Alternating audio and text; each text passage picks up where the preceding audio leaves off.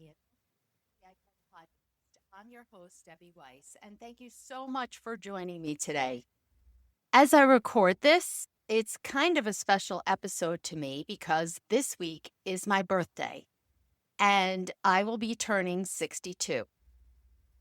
And if you've been listening, maybe you know that I love my birthday. I'm not that person who doesn't want to share their age or doesn't want a big hoopla. Nope, I am just the opposite. I feel like your birthday is your one day to celebrate you. And now I know it really shouldn't be that one day. And maybe that's why I've enjoyed my birthday so much, because for so many years, reflecting back, because now I'm getting sidetracked. I don't know about you, but I find my birthday, just like New Year's, is a time to reflect and look back at the past year and take stock of where I was, where I am now, what am I looking, to be, do, have in the coming year. So today, this is a little bit part of my celebration. So you and I are going to celebrate together. Not like we're going to have cake and ice cream, although, with sprinkles on it, obviously. I might have that in a couple of days when it's my actual birthday. Not might, definitely will, for sure. But let's celebrate by celebrating ourselves. Really, there's nothing wrong with that. As a matter of fact, I think it's something that most of us don't do enough. I know for sure I do not do that enough. I never pause, take time, look at my accomplishments, think of what I'm proud of. Instead, I seem to have always a critical eye, how I should have done something, what I didn't do, that kind of thing. Or I'm done with this, check, off to the next thing and the next thing and the next thing. So now it's time to take a pause, look back, reflect on where I've come from and where I'm headed to. And I hope that it also allows you to think about the same thing in your own life. It's probably not your birthday. Maybe it is. And if it is, happy birthday if you're an October baby. Either way, there is never a bad time to reflect. And that's what I want to do today. I want to share a little bit of my reinvention story with you. And maybe this is a repeat for some of you.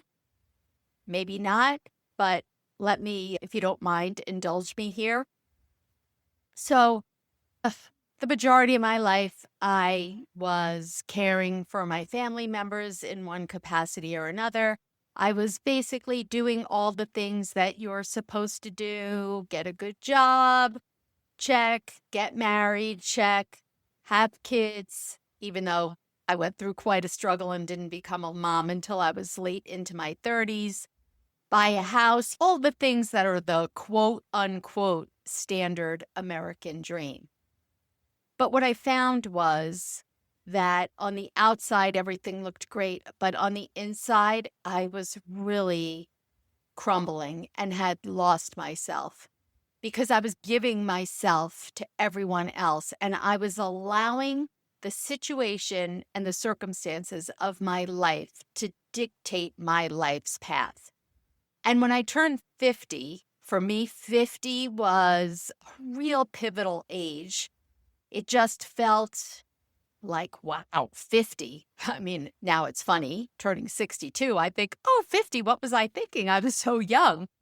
But it was something about that number that made me realize, man, this time in my life, or my life, is flying by so quickly that I'll soon be at the end of my life. And I don't want to say what will I have to show for it, but will I look back and have regrets on things that I didn't try or didn't do? And I knew the answer was yes. I didn't have any particular things in mind that I wanted to accomplish. I just knew I needed to do something differently.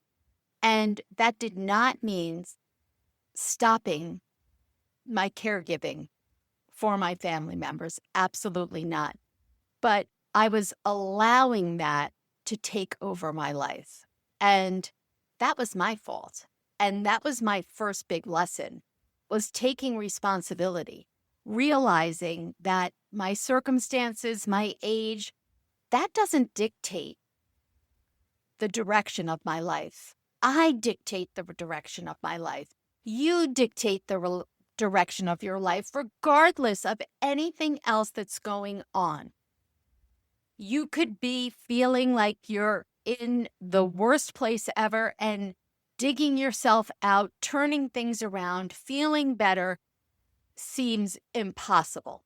Impossible. I know I was there. Believe me, I was there. I would listen to podcasts, I would read books, and I'd think to myself, oh, sure, easy for her to say, easier for her to do. She doesn't have this situation that I'm in. You know what? Maybe not. Maybe you don't have the same exact situation. I'm sure you don't. It doesn't matter. We all have circumstances. That's the definition of life. It is what we do with those circumstances and how we move forward. And that's when I realized I got to give it a try. I've got to change something. I don't know what it is, but I've got to give it a try. And so initially, I decided that the first thing I needed to work on was my health, more specifically, my weight. I've always had a very big weight problem. Back then, I was over 100 pounds overweight. And that was the first area that I tackled. And in about 3 to 4 years, I lost 90 pounds. I didn't reach my goal, but I'm still trying. Here it is a decade later. I'm still trying, and that's okay. It's a journey. Once I felt good about that, I moved on to the next thing and the next thing.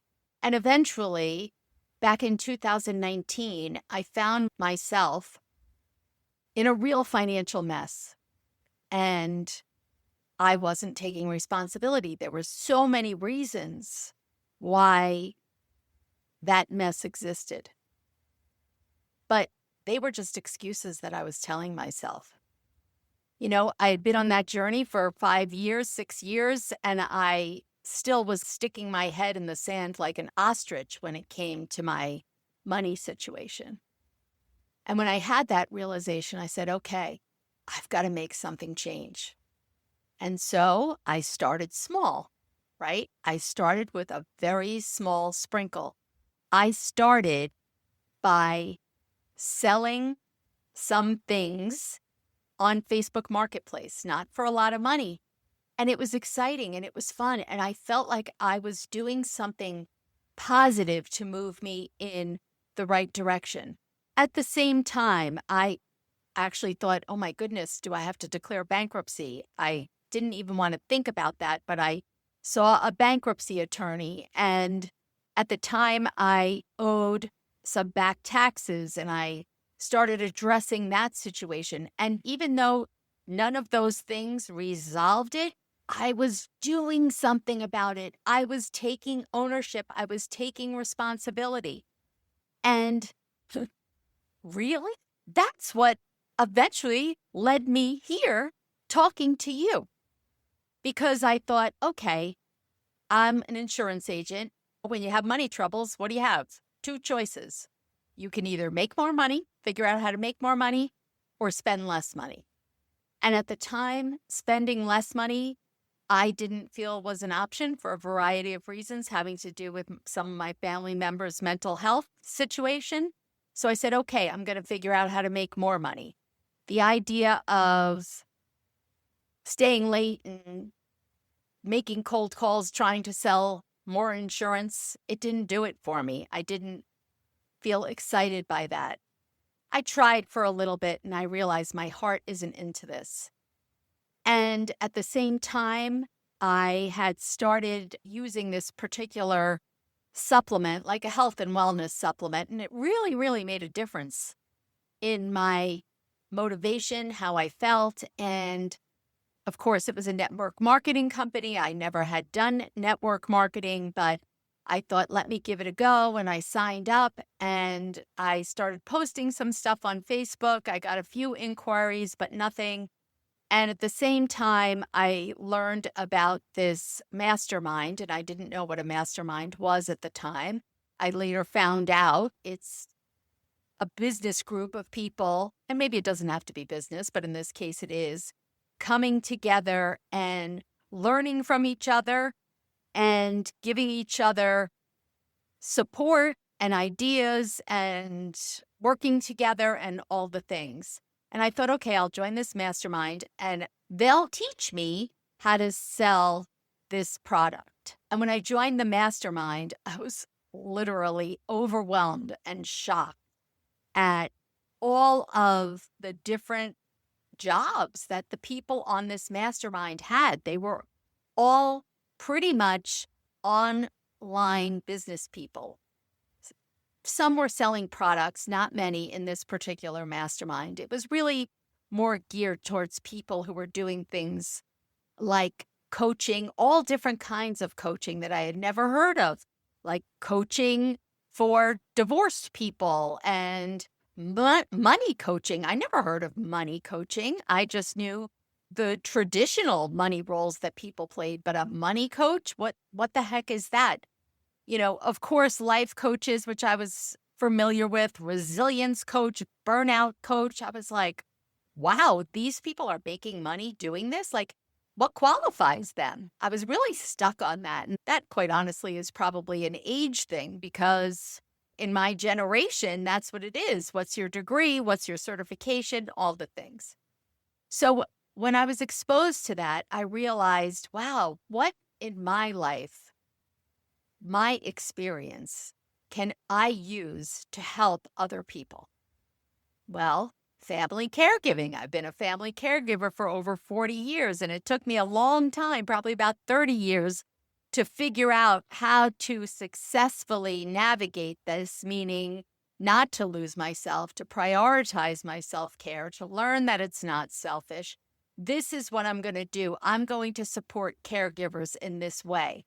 I was not interested in helping them be better caregivers in the sense of resources for their loved ones or support groups or anything like that. I didn't want that. I felt like teaching them to prioritize their own self-care was an underserved market and idea. And that's what I did. And I jumped in. I didn't know what the heck I was doing. I actually hired a coach who helped first-time coaches get their business off the ground. And I invested time and money into getting some type of caregiving certification, which I really didn't need. But again, that felt more legitimate to me, let's say. And so I thought, okay, here's what I'm going to do. I'm going to put this out there into the world and I'm going to have all these caregivers come to me.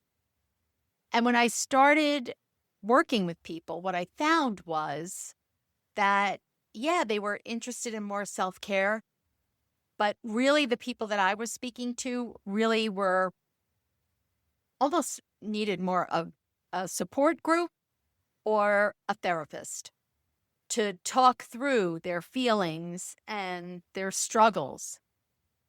And I had no boundaries, right? It was maybe I would get on a call and it was supposed to be an hour and a half later, I'm still on the call because they're pouring their heart out to me and I had to listen.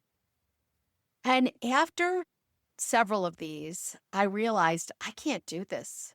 I don't have the capacity for this because I was in my own care, still in my own caregiving journey.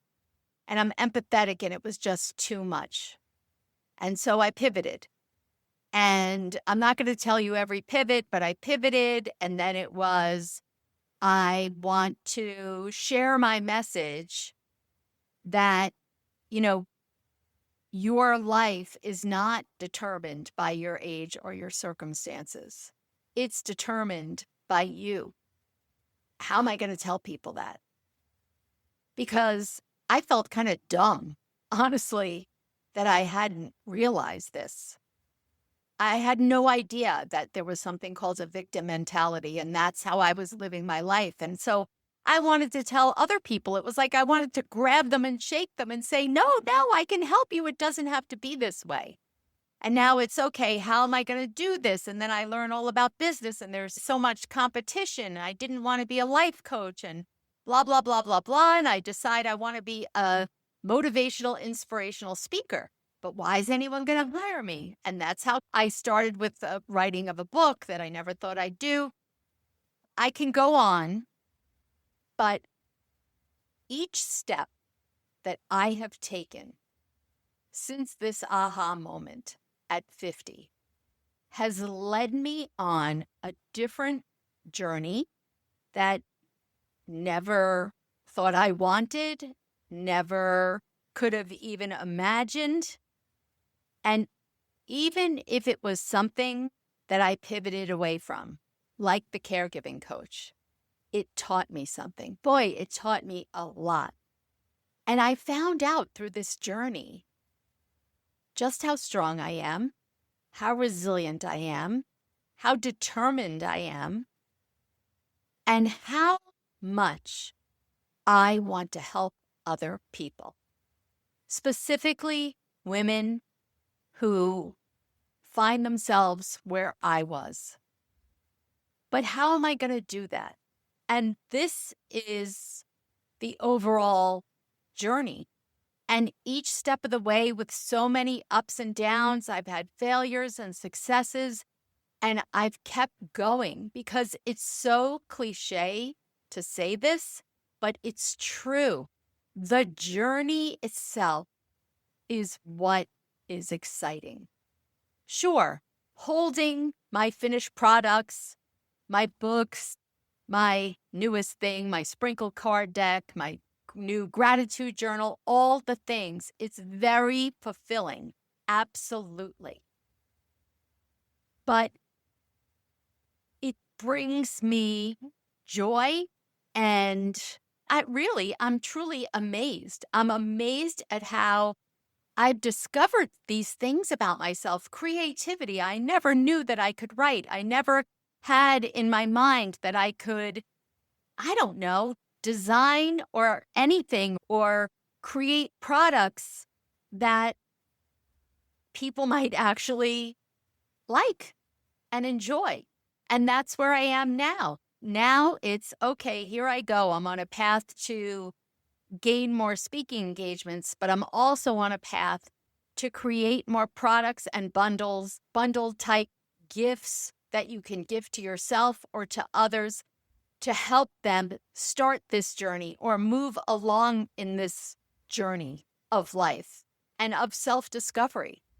Because really, that's what it's all about. The journey, the excitement. A friend of mine, she was speaking to her financial advisor about when can she comfortably retire. And I thought to myself, I never want to retire. Now, do I ever want to retire from my insurance agency? If I'm being honest, sure. I will never want to retire from what I'm doing now. No matter how many times I fail, no matter how many times I pivot, it doesn't matter because it is so fulfilling to me. It's so empowering. And just the possibilities of life now, honestly, at age 62, feel endless. And whoever would have thought that? I certainly wouldn't have. 62, that age kind of feels like, oh, maybe I'm slowing down.